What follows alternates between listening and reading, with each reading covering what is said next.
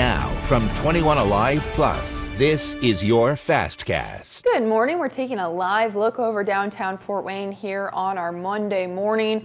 We are starting off a little chilly, but apparently that's going to be short-lived. We are feeling summery again this week. We're talking literal 80s as we're rounding off October. Yeah, you know what? I bet you had a smile on your face as you were writing that little title at the bottom of the screen, previewing the 80s.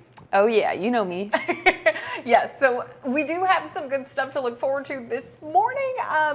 The 80s feel a little far away, to say the least. Temperatures right now are back in the 30s, some cases not too far off of freezing, like Decatur and even Huntington right now sitting at freezing. Decatur's about 2 degrees above freezing. Same thing in Paulding. So as you step out the door, big jacket probably still needed.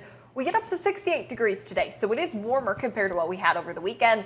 Not quite as sunny though. We have more passing clouds. We're partly cloudy today, but the warmth is on for Tuesday and Wednesday. Two of the best days of the week if you like the warmth. Low 80s, we're talking record-breaking temperatures, but the wind comes with it. Peak wind gusts on Tuesday and Wednesday up to about 35 miles per hour. So it's not an extreme wind. It's not a damaging wind, but it will be a noticeable breeze.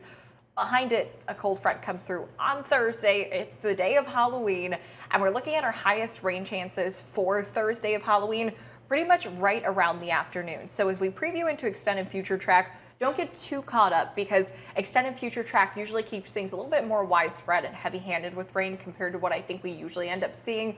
But our highest rain potential is going to be in the middle part of the day during the afternoon. Once we get into the evening, that all starts to push out. I think it's possible maybe a light lingering shower for the start of trick-or-treating, but I really don't think it's going to have a lot of impacts for trick-or-treating this year.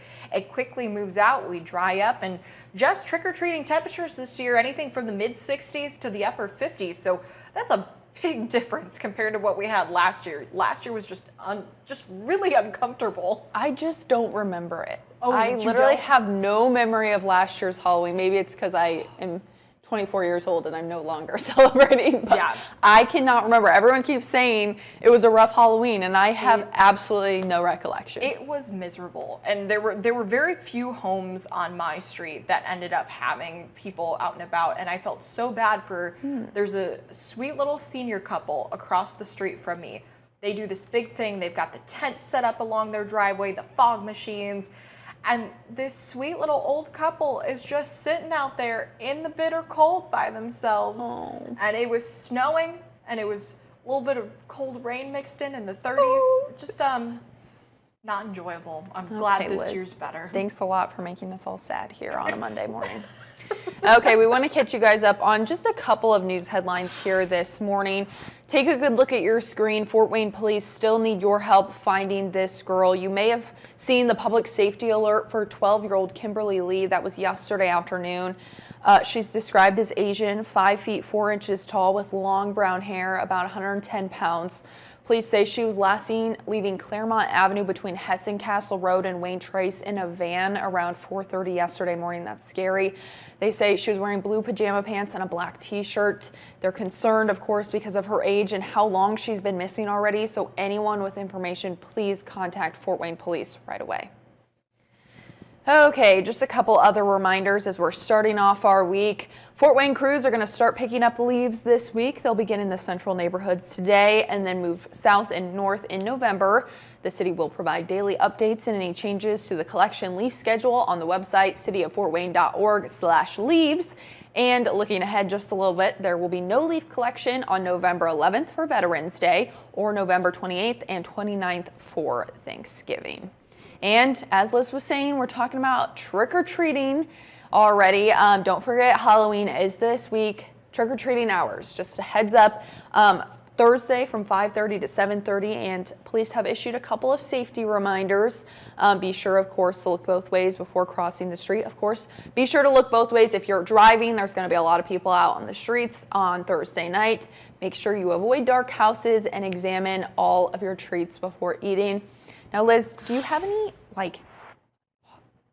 definite memories of Halloween from your childhood? I always remember homemade Halloween costumes, which I always thought was the coolest thing. That's how my dad was. I was always a homemade Halloween costume kid. I thought that was always cool to be like, I'm not like every other kid. Like, my mom made this. She loves me. She did all this by herself. And it would always be like, when I look back at it, it was always like kind of like messed up cuts on sleeves and stuff. But I'm like, hey, it works. Yeah. Me and my cousins always went trick-or-treating together. So we took the big group out there and we were all together. So I'd say that is kind of what sticks out to me the most, Halloween. But hopefully the weather holds out for everyone out there this week. So, okay, that's all from us today. We're going to leave you guys with a live look over downtown Fort Wayne. We are back here tomorrow morning. Have a great day.